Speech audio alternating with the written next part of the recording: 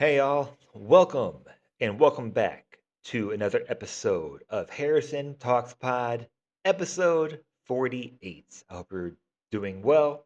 I hope you had a great new year wherever you are in the world and a great holiday season if you were celebrating something, or are there any celebrations still going on now? Getting ready for the Chinese New Year where I live. That's always a big thing. Anyways, we are here to talk about NBA basketball as usual. And to start our new year, we are heading back over to the Western Conference. Pretty much. Because the first team that I finally want to talk about is the other team in Los Angeles, the Los Angeles Clippers. They did lose last night pretty badly to the Celtics. And because of the performance by Jaylen Brown, we do have to touch base on the Celtics one more time, even though we did a few weeks ago.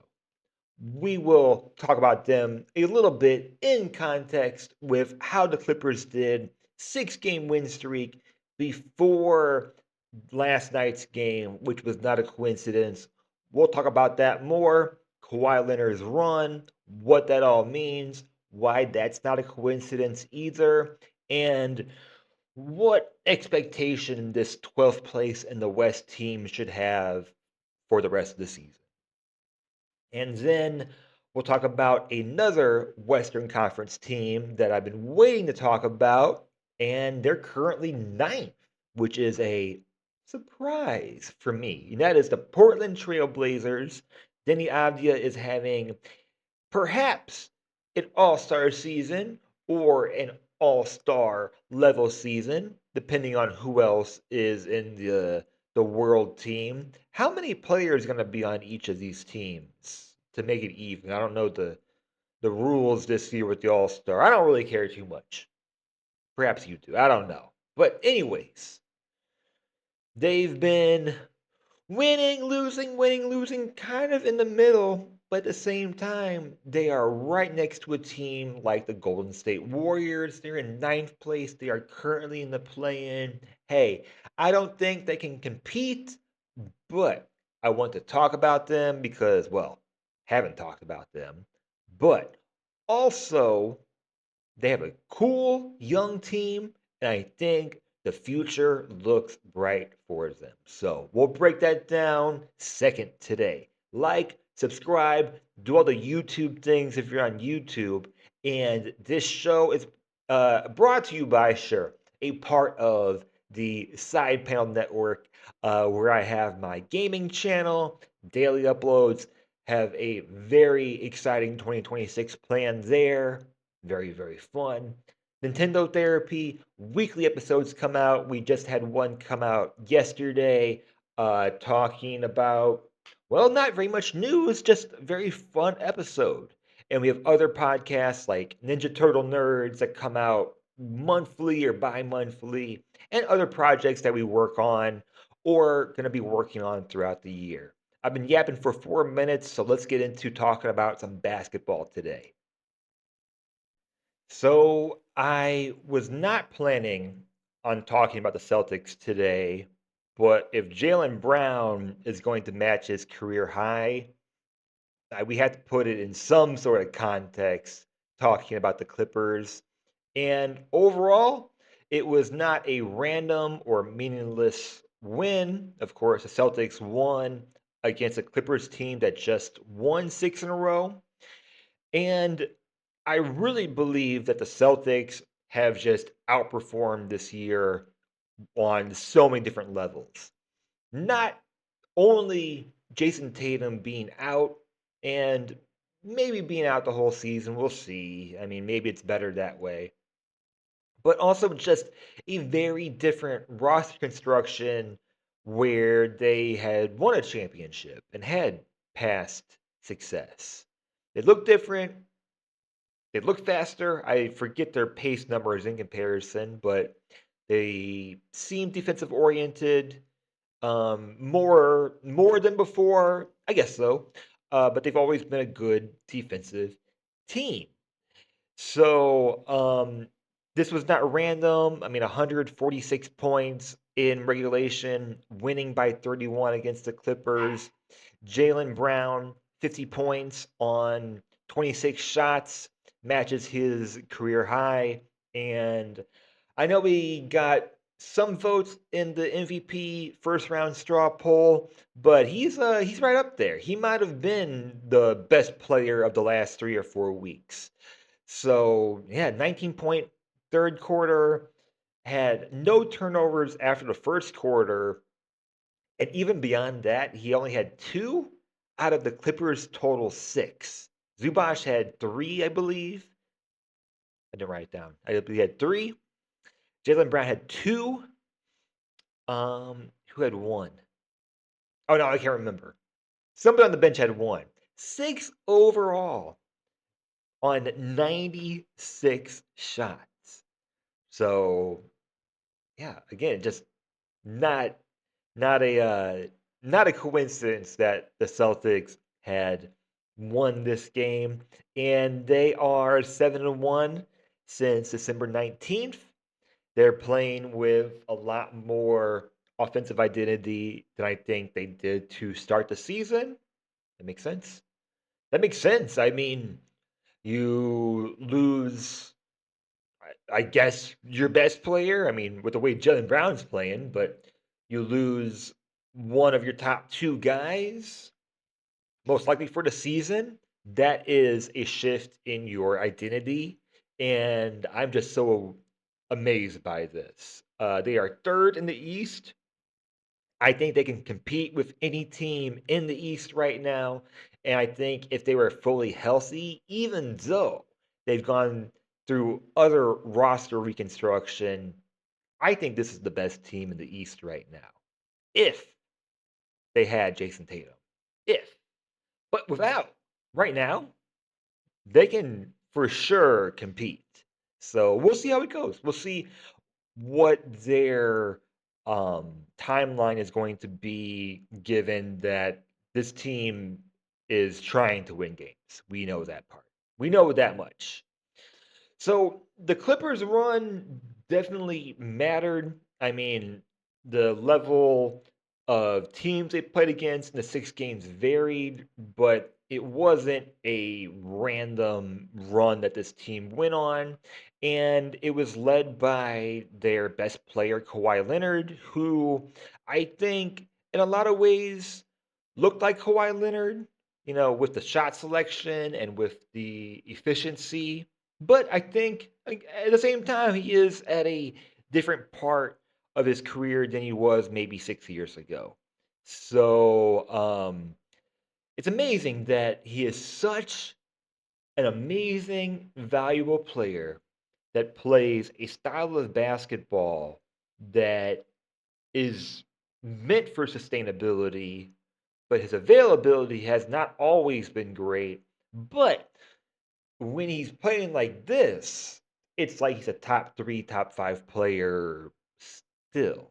So just really impressive. And just the Clippers overall in the win streak, there's a lot of early separation. There's a lot of just being in control down the stretch in the fourth quarter. And a lot of times that is Kawhi Leonard taking over in the second half, having big scoring nights that are efficient but not chaotic.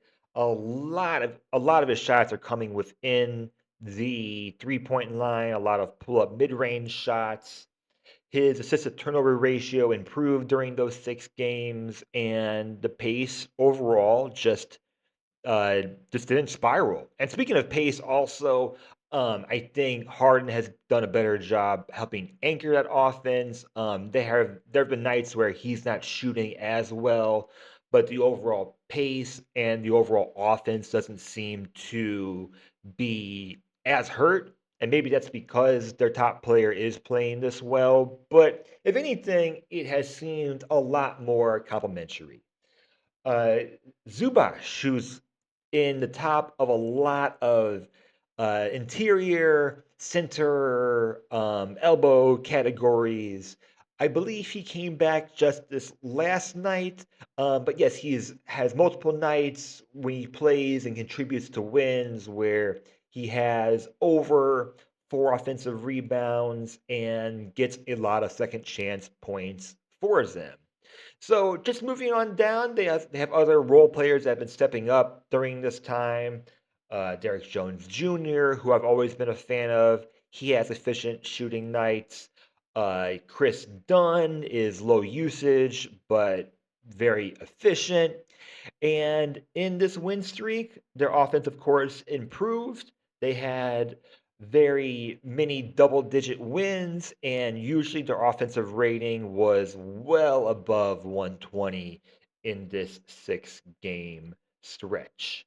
So they they win 6 games, they lose one, and they are in 12th place in this juggernaut Western Conference team. So what does it mean? Because they're not obviously going for the draft this year. So what does it all mean for this team that has older superstars at different ages and just not a bad team overall, but if you're not in the top four, maybe top five teams in the West, you have to be thinking about what else are you looking towards beyond just trying to compete for a championship right now. Uh, and it's still a very low margin of error for a 12th place team. So I guess what I'm trying to say is I don't know if the Western Conference has ever been better because I know they've lost a lot of games initially, but does it feel like a 12th place team to you? Because even with the beginning they had, same with the Mavericks, honestly. Same with the Mavericks beginning they had, they don't feel like a team that is like that far out of the play-in or like the initial playoff where you'd have to be. So the West is pretty crazy. So it hasn't felt like a nostalgia Kawhi. It feels like this is the level that Kawhi can be at to a certain extent. I mean, I'm not expecting all of these like really high scoring nights because he had 55 against the Pistons, 45 against the Jazz, 41 against Rockets, 33 against the Kings, 32 against the Lakers, where he's often shooting above 65% from the field on a lot of these games. So while the efficiency certainly shot up and you don't expect, you know, all of these 50 or 40-point games from him, it's an improvement. And of course, uh, it's all about health, but talking about health is a little bit boring. So we just hope and pray with the Clippers, but who knows if they're even playing for something by March and in 2 months.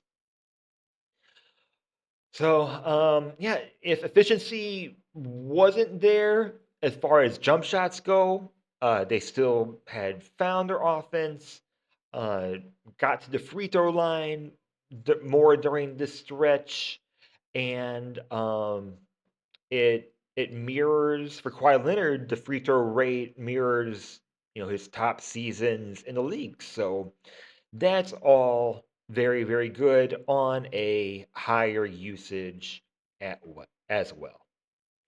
So, there's a lot of ambiguity with this team, and there's a lot of unknowns with not being able to compete, but not really being able to tank. And then, of course, another boring subject, the CBA, just not having that many options when you think about if you could try to do something else with this team at this point. So it's interesting. It's like it could be a lot worse. It could be just a team that doesn't have a Kawhi Leonard or James Harden. Like at least you have names that people know where you can go out to your new arena and recognize those people, but it's pretty rough. And this and it feels like this is kind of reflective just totally of the whole just Kawhi era with the Clippers, because when has it gotten better? So Kawhi is certainly on the clock, um, with his just overall playing time. The franchise certainly seems to be undecided with what they're going to do, and I'm not totally sure about what now actually means to them. So, is this a good way to end the segment?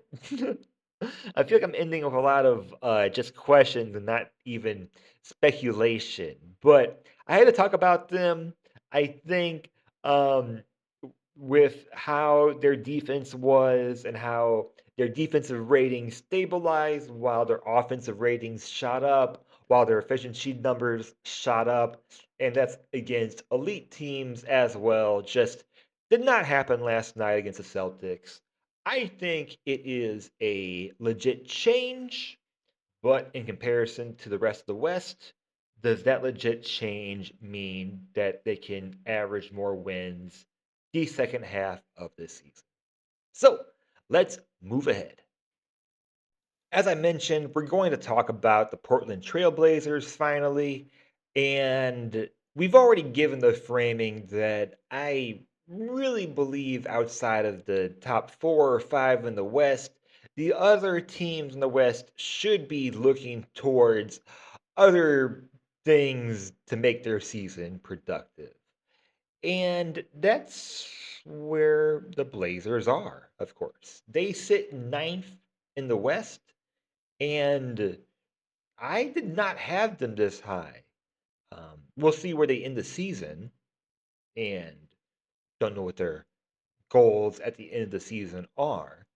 But it's a exciting young team, and they've been impacted by injuries a lot more than I think any of us might have anticipated outside of just Damian Lillard. But even with any of those injuries, they've shown they have a lot of competence. And they've shown that they have this young team that they should be excited about, just beyond having Damian Lillard back in the hometown where he started, city. And of course, Denny Avdia making a leap, most likely playing the best basketball of his career, is a big part of that as well. Denny Avdia is either an all-star this season, or he's at least having an all-star caliber season. And I don't know how the voting goes. I mentioned that already because I know it's going to be USA versus World, but with how it is now, like if the first round, is there more World players now than there are USA, or the other way? It's not going to be even, but it's never even when you consider they have like injuries and they had the year with like Dirk Nowitzki, which might happen this year. They have the All Star game in LA, so you just know that LeBron James is going to be in it no matter what. So, anyways, we're not here to talk about them. I'm just here to say that I think Andia is an all star, but if you want to say he's on a ninth place team, that's fine. He's having an all star caliber season then. They are 15 and 20, which is good enough for ninth place. As I mentioned, it's a really good Western Conference. I think that this team, as a ninth place team, or looking at 15 and 20, I think they're slightly better than that, at least. So, negative net rating, of course, at negative 3.2, and almost the same for point differential, negative 3.6, which actually isn't that bad, I don't think. Uh, it's not, they're not a fake bad team, Not even sure what I really mean by that. But I guess what's more accurate is to say I think they are a real play-in level team, whether it's eighth place, ninth place, 10th place, whatever it might be. It's just that it's hard for me to imagine whether it's the Trailblazers or it's the Warriors sitting right next to them. Uh, Either of those teams, young or old, would compete with the top teams in the West right now. And with other injuries too, like Jokic being out for however long, at least a month now, there's other questions we're going to have in another episode about those top teams in the West. They've been competitive without being too dangerous. The Trailblazers, that is. They haven't gone on like this big streaky run like some teams we've talked about that are either sitting in the play-in or just below that. They're a team that is usually winning a few games, losing a few games, and then winning, losing. Um, it's been pretty consistently in that ninth place spot since the beginning of the season, halfway through almost. So, if you're a Trailblazers fan, I would focus around this not being a year where you're trying to compete or trying to do anything, but it should be a year where you should just try to have fun watching basketball and hopefully you get to see some of these young players that you're going to have the opportunity to see get a second contract at in your hometown because there's a lot of excitement with these young players, and I don't think it's random at all. So, in their wins, their offensive rating is usually somewhere in the 118 to 120 range, with their defensive rating somewhere around 110. And their well, a lot of just offensive categories improve on nights where they win, whether it's assists, assisted turnovers, their pace improves, and with improved pace, they just seem like more of a calm, collective team. On losses, it can go very much in the other direction. And on losses, sometimes they can be one of the worst offensive teams in the league and one of the worst with ball security, sometimes getting above 20 turnovers per game. So they certainly slide quite a bit on nights where they lose, and that certainly seems like the identity of a younger team, but a younger team that's winning more than I expected because I don't expect much, but seeing this team in the play-in would be a great treat, a great surprise, we'll say. Have they been in the play-in? I don't know. Well, anyways, let's move on. Let's keep going. They keep a lot of their wins competitive. I mean, they do have games where they slide, but they are being very competitive on a lot of nights where they are on the floor. Let's talk about a bit about Denny Avdia, of course. Um, Talked about how he's had I guess the best season so far of his career, and he is certainly being the engine of this team. His has the highest usage rate of his career, right around 28%. For the season, he's averaging 25.7 points, 7.3 rebounds, 7.1 assists, shooting 47% from the field, 36% from three. True shooting percentage is right around 61%. So actually, when it comes to efficiency, there is still room for improvement there. There is still room, but it's great just to see, you know, him having 25, 7 and 7 pretty much on a team that is not tanking at all. They're just not a team that is the most talented sitting at the top of the West. Deni Avdija is obviously the engine when you look at lineups. He is in 12 of the 14 most used three-man lineups of the Blazers roster. And let's see what else. And Deni Avdija has a positive, although only slightly +2 net rating on a team where their net rating is negative 3.2.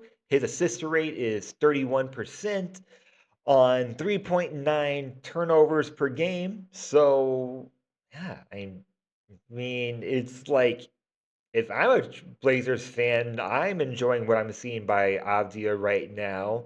And I'm like, hey, if he can get two less turnovers per game, and he can shoot maybe just 50% from the field, he might get a couple more assists, a couple more points per game.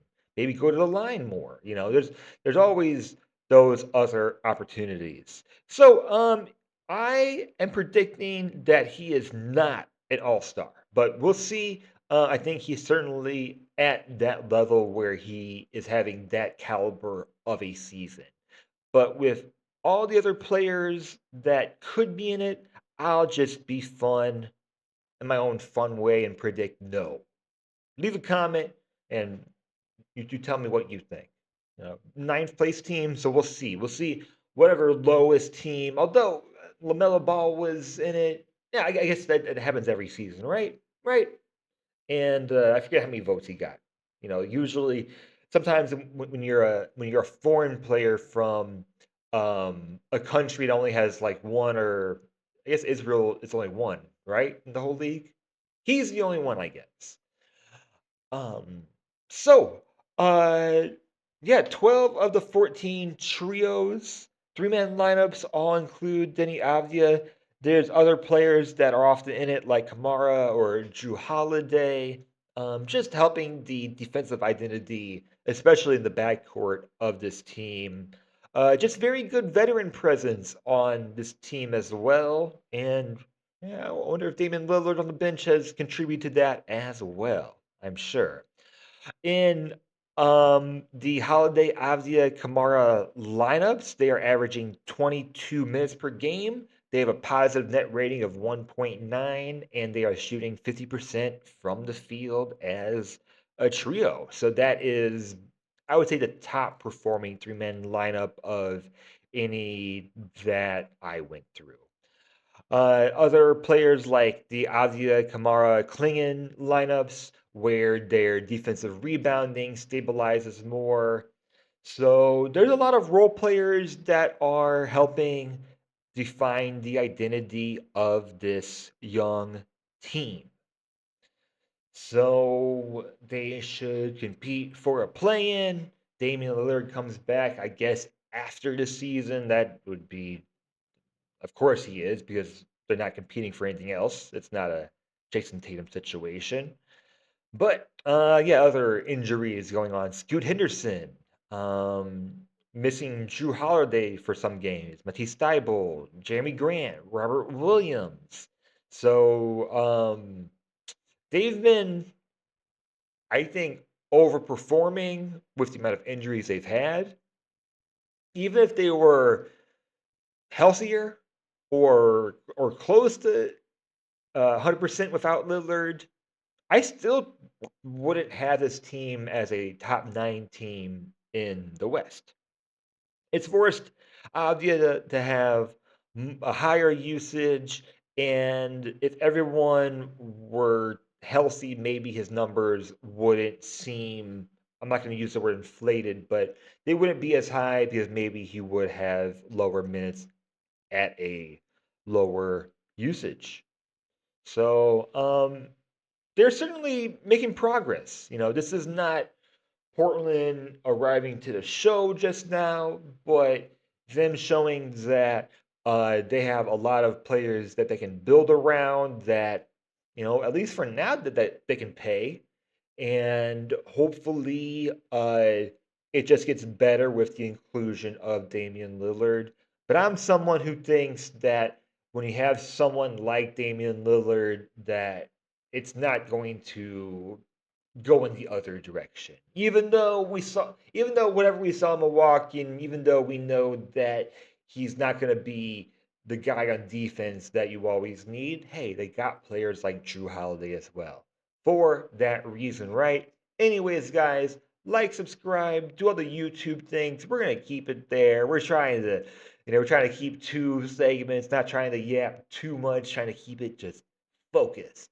But I hope that you've enjoyed, and yeah, hope you have a great week and a great basketball week. I will see you next time.